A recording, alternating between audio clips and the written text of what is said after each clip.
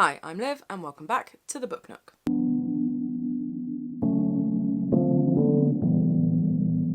Hey guys, so for today's video I'm going to be doing something that I have been thinking about doing for literally years and talking about doing for a little while and mentioned in my last video. So way back when I was doing BookTube more regularly, I saw some kind of article or tweet or something that was what was the best-selling book the year that you were born.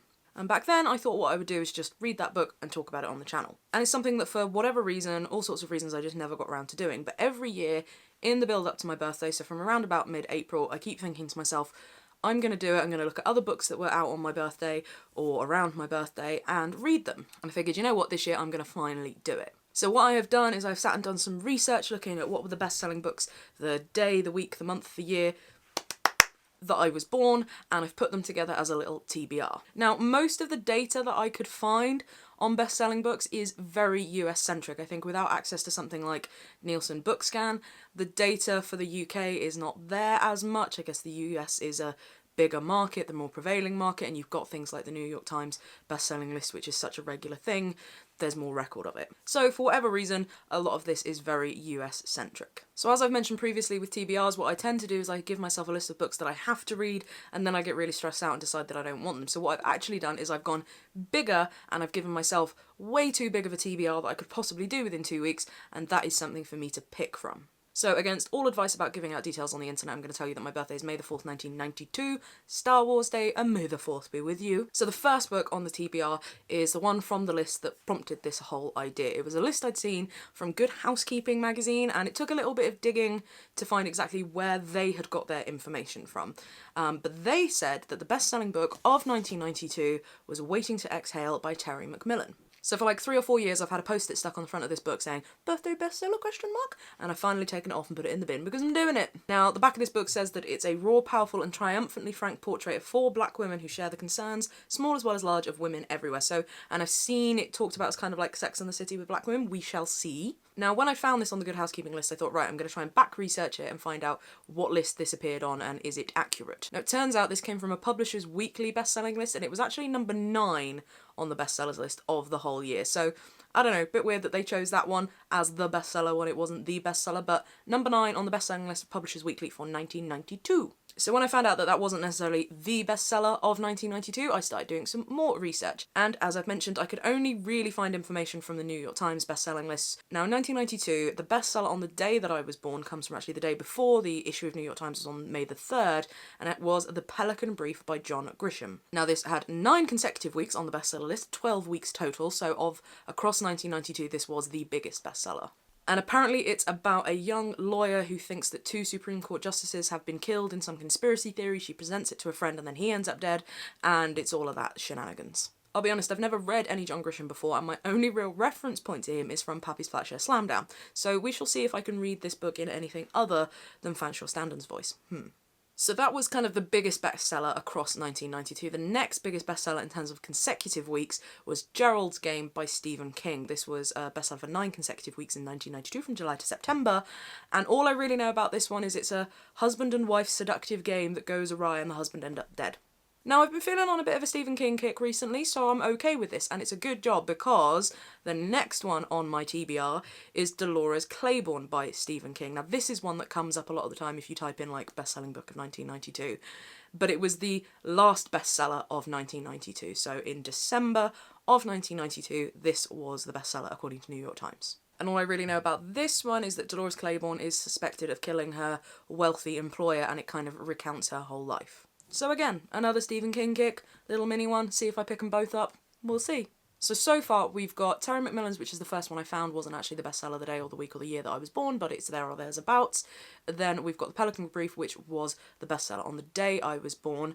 Then the Stephen King is the next biggest, longest consecutive bestseller of the year I was born, and the other Stephen King is the last bestseller of the year I was born. Are you with me so far? So then I thought I would try and expand the TBR and pick up some other books. So I've gone for the book that was number 2 on the New York Times bestselling list the day that I was born, and that is All Around the Town by Mary Higgins Clark. Now, Mary Higgins Clark, from all I can see, she was like a huge deal. She's written tons and tons of books, and I think she was like one of the big crime writers of the 90s. So I'm gonna see how I get on with this, see what it reads like. Then I've gone for some of the kind of landmark books of 1992 to pop them on the old TBR. Now, the 1992 Booker Prize winner, jointly with Barry Unsworth's Sacred Hunger, but that's a 640-page book and I ain't reading that, was The English Patient by Michael Ondaatje. Now, I studied this one at college and I read it and I thought I had a copy somewhere home here, but I can't find it. I will see if I want to read it again or not. I do remember that I really enjoyed it. So that was the Booker Prize winner of 1992. Well, one of them. Then one that I'm really intrigued by was the 1992 winner of the James Tate Black Memorial Prize for Fiction, and that is Rose Tremaine's Sacred Country. And from what I can read about it, it's kind of a bit like Virginia Woolf's Orlando. And it's about a 6-year-old called Mary Ward who then declares that she is not Mary, she is a boy. So really, really interested in this one. Plus, all the kind of new reissue covers of the Rose Tremaine novels look really, really cool. So this probably is one that I'm going to pick up as a hard copy, let's face it.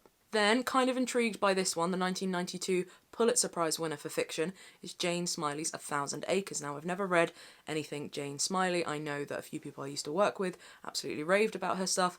I know she edited the Sagas of the Icelanders, which I've got upstairs. But 1,000 Acres is meant to be kind of a retelling of King Lear set in like an American farm. So we'll see if I fancy this one. I haven't actually had a look at how long this one is, and I don't know how many books I'm going to get through in the couple of weeks before my birthday, so we'll see. Next up is a book that I've always toyed with reading, and I remember it being one on the shelves in the bookshop that we always have multiple copies of, and that's Tim Winton's Cloud Street, and this was the winner of the 1992 Miles Franklin Award over in Australia. A lot of these prize winners weren't published in 92, but they were the award winners of that year, hence why they're on here. So Cloud Street is about two families who end up living in a house, and it's kind of like the differences between two families. And I've not ruled out any Tim Winton after not loving In the Winter Dark back in Winter Book Hibernation.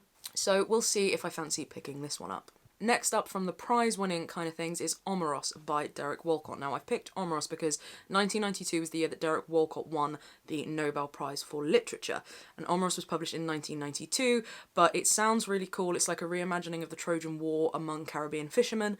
I've never read any of Walcott's poetry before, but this book, I remember the Faber edition, it's one that pretty much most weeks in the bookshop I would very nearly buy, and I don't know why I never did. So I'm very, very excited to read this one and experience my first Derek Walcott poetry. So those are kind of the big hitters on the TBR. I have included a few others that I might just go to just for funsies that were books that were out in 1992 that we will have heard of. I haven't included Bridges of Madison County because it's not my kind of thing, but that was a big one that year as well. But other ones I've included are Small Gods by Terry Pratchett. This is a kind of look at organised religion.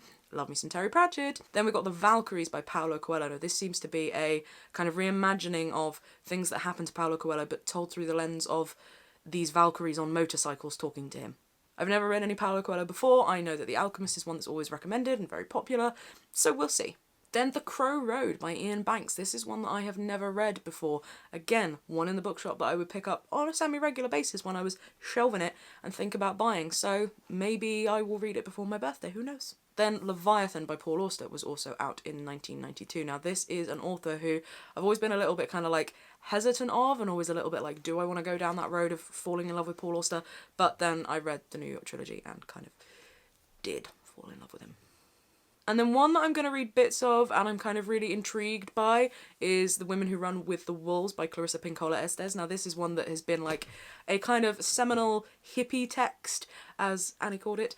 And it's just kind of been a really popular one ever since 1992. And I've read actually a few articles this year or in the last couple of years about the resurgence of this book in kind of like witchy Instagram. So intrigued to give that one a go. So that's a TBR that I will choose from. I will pick some books from that. So the aim is that I will read a load of these books before my birthday on May the 4th, and then that week I will film a kind of wrap-up of them. I don't know how many I'll read in the next couple of weeks. At the moment, I am reading Clara and the Sun by Kazuo Ishiguro because I realised when I was filling out my little book of all the books that I've read, like I mentioned in one of my previous videos, I only ever read one Ishiguro.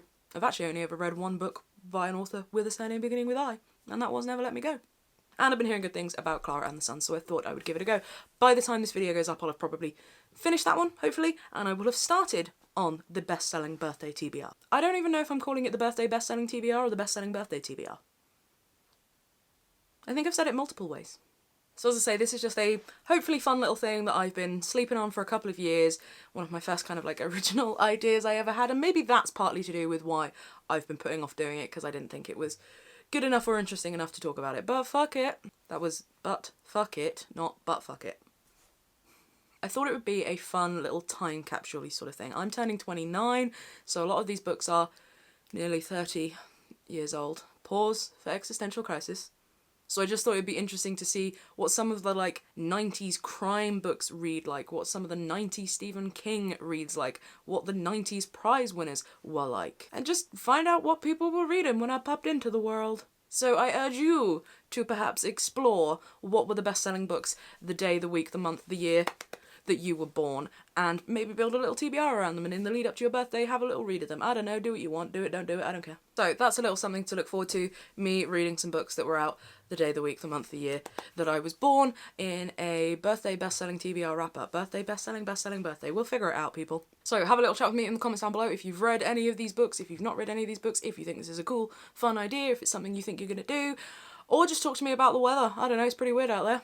Thanks very much for watching, and I will see you next time. Goodbye!